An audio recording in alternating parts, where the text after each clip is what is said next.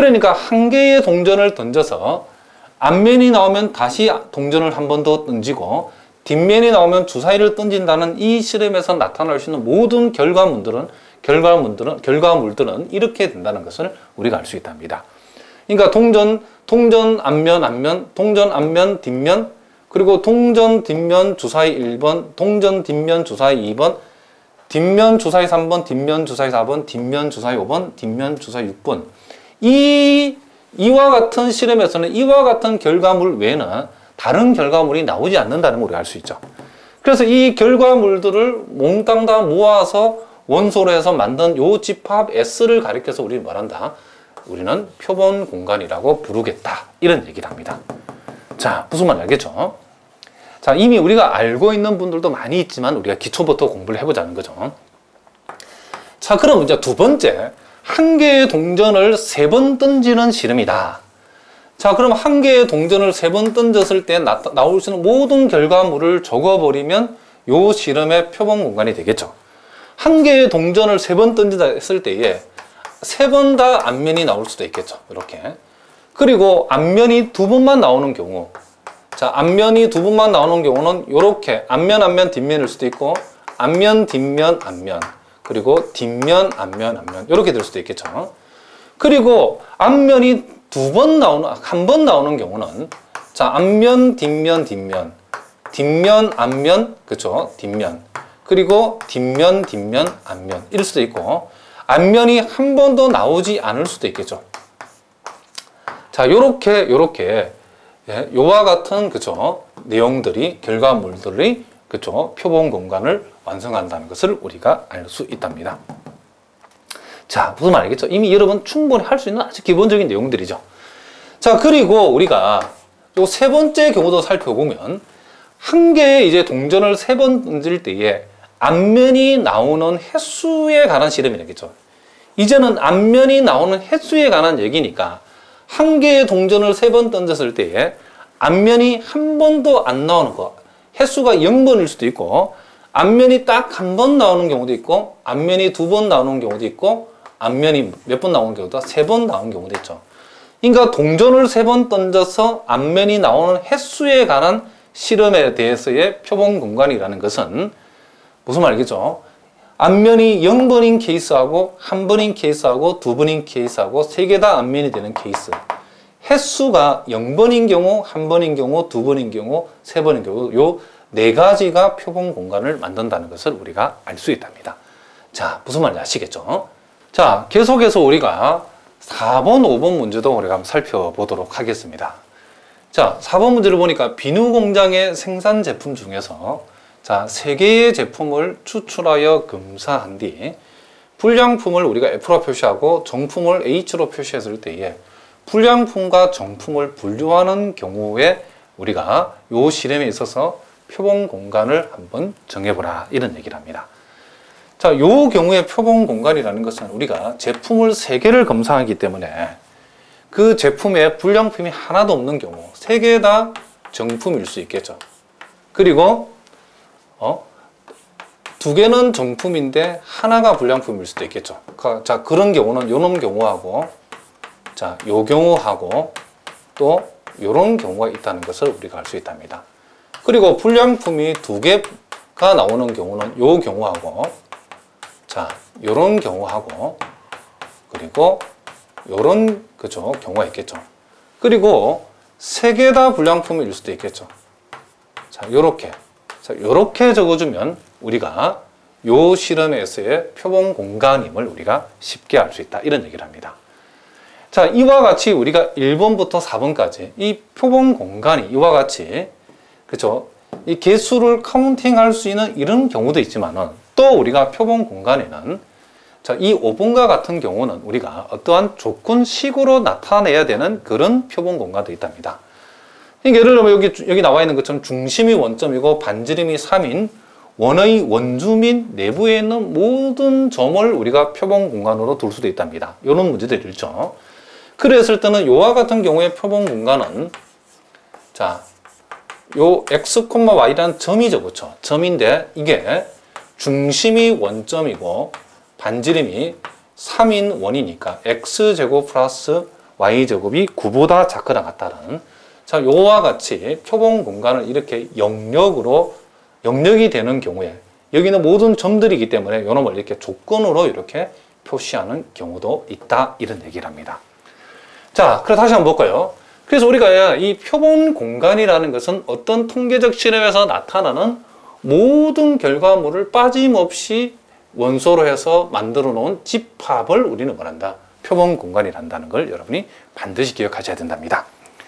자, 이제 우리가 또 두 번째 중요한 기본 용어 중에 하나가 우리 통계학에서 사상이라고 하는 이런 개념이 있는데, 자, 이 사상이 뭔지, 이 사상의 정의를, 이 데피니트에 나와 있는 정의를 보니까 사상이라고 하는 것은 표본 공간의 뭐다? 부분 집합이다. 자, 요게 핵심이죠. 사상이라고 하는 것은 표본 공간의 무슨 집합이다?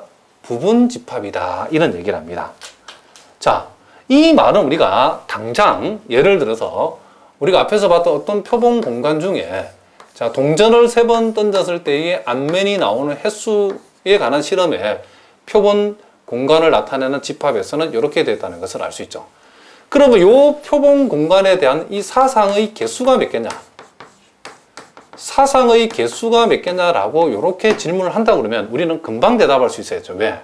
사상이라고 하는 것은 어쨌든 요 집합 S의 뭐다? 부분 집합이니까. 사상이 몇 개나 나오냐? 이 말은 표본 공간, 그쵸? 표본 공간을 나타내는 요 집합 S의 부분 집합의 개수이기 때문에, 그래서 우리가 사상의 개수를 물었다 그러면 요 원소 4개짜리 부분 집합의 개수니까 사상의 개수는 부분 집합의 개수만큼 나오죠. 그래서 16개가 된다라고 우리가 얘기할 수 있죠. 자, 무슨 말이죠? 당연한 우리가 얘기를 했답니다, 선생님이. 자, 다시 한번 봅시다. 사상이라고 하는 것은 그쵸? 표본 공간의 뭐다? 부분 집합이다. 자, 그럼 우리가 예제 2번을 통해서 우리가 살짝 연습을 한번 해봅시다.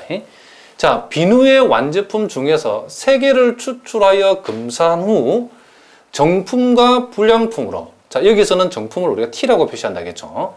자, 정품을 T라고 표시하고 불량품을 F로 표시해서 구별할 때에 불량품의 개수가 1개 이상인 사상은 그죠? 어떻게 되는가, 이런 얘기를 합니다. 그럼 우리가 참고로 우리가 표본 공간을 먼저 한번 생각해 봅시다. 자, 뭘 생각하자? 표본 공간을 우리가 한번 생각해 보면, 자, 표본 공간을 나타내는 집합에서는, 자, 비누의 완제품 중에 3개를 추출해서 정품과 불량품을 구분한다고 했으니까, 요거는 케이스가 3개 다 정품이 될 수 있겠죠. 그리고 불량품이 하나만 있는 경우, 자, 요런 경우하고, 자, 요런 경우가 있겠죠. 자, 불량품이 하나만 있는 경우, 또 불량품이 2개가 들어있는 경우,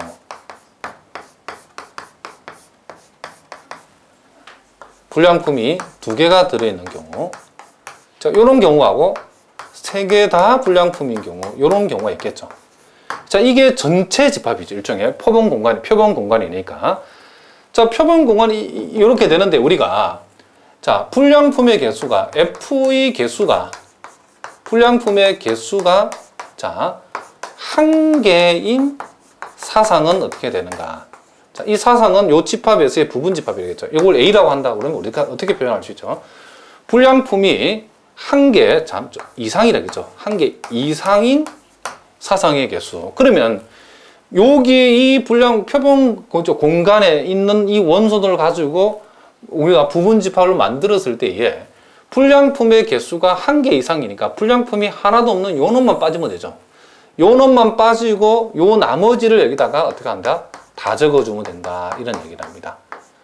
불량품이 하나라도 들어있는 결과물이면 되기 때문에 우리는 불량품이 하나 있는 경우, 자, 불량품이 2개 있는 경우, 그리고 불량품 3개 다 불량품인 경우, 자, 요렇게 우리가 사상을 구할 수 있죠. 그럼 이 사상, 요 집합은 결국 요 집합 S의 부분 집합 중에 하나라는 것을 우리가 알 수 있다, 이런 얘기를 합니다. 자, 무슨 말인지 알겠죠? 그래서 여러분들이 사상이라는 이 용어도 정확하게 알고 있자. 그러니까 여러분들이 이제 수준 높은 우리가 통계학 공부들 앞으로 많이 할 건데, 정말 어려운 게 많이 있답니다. 그런데 일단 이 용어, 가장 기본적인 용어부터 여러분들이 차근차근 공부를 한번 해보자는 거죠. 그러니까 사상이 뭐냐? 사상은 표본 공간이라 하는 놈의 부분 집합이다. 그러니까 사상이 표본 공간 밖에서는 안 만들어진다는 얘기죠. 그죠? 표본 공간 이 전체 중에서 요 집합으로 나올 수 있는 부분 집합 중에 하나인데, 이제 조건을 찬찬히 우리가 살펴봤을 때에 불량품 F의 개수가 1개 이상인 결과물들을 가지고 만든 집합 S의 요 부분 집합이 예제 2번에서 구하라고 하는 사상에 해당된다. 이런 얘기랍니다. 자, 무슨 말인지 아시겠죠? 자, 이제 우리가 또 THM2를 보니까 이 사상들의 이제 관계가 6가지가 나와 있는데, 자, 요 선생님이 미리 일단 3개를 먼저 적어놨는데, 자, 요 3개하고 그 밑에 나와 있는 3개를 포함해서 자, 요런 용어들도 여러분들이 정확하게 알고 있어야 된답니다. 자, 첫 번째 나오는 게 전사상인데, 토탈 이벤트라고 우리가 보통 얘기하는데, 자, 요 놈은 전사상이라는 것은 표본 공간, 그렇죠? 이렇게 한번 메모를 해봅시다. 표본 공간, 자, S의 모든 원소, 그렇죠? 표본 공간 S의 모든 원소를 포함하는 사상. 자, 이렇게 우리가 적어볼 수 있다. 이런 얘기죠. 그러니까 한마디로 얘기하면, 자, 어떤 표본 공간 S가 있는데, 요 놈의 부분 집합 중에 하나인, 그죠? 어떤 사상을 나타내는 집합 A가 있다 칩시다. 그런데 표본 공간하고 사상하고 이렇게 동치가 되는 경우가 있겠죠. 그러니까 사상 자체가 표본 공간 전체를 다 표시할 때에, 이럴 때는 우리가 뭘 한다? 전사상, 영어로는 토탈 이벤트라고 이렇게 말한답니다. 자, 무슨 말 알겠죠?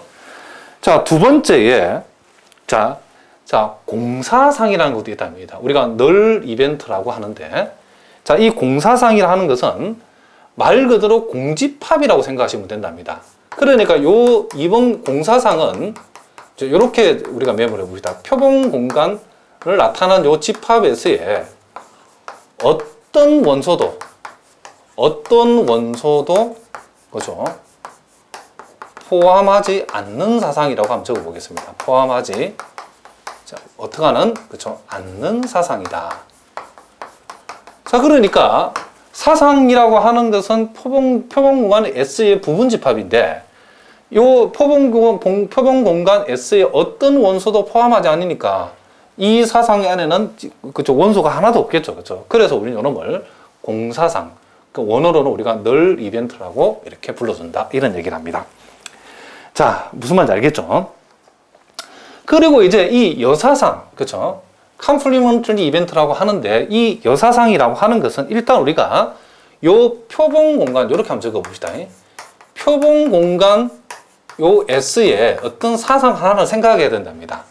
표본 공간 S에, 그쵸? 어떤 사상 E, 요 사상 E를 우리가 생각했을 때에, 어떤 사상 E에는, 그쵸? 사상 E에는 속하지 않는, 요 표본 공간 S에 우리가 사상, 요 놈의 한 부분 집합 중에 하나인 집합 E를 생각했을 때에, 집합 E에는 속하지 않는, 집합 E에는 속하지 않는 원소들, 그쵸? 그쵸? 집합 E에 속하지 않는, 그러니까 정확하게 말하면 S의 모든 원소를 합시다. S의 모든 원소들의 집합인 사상이다.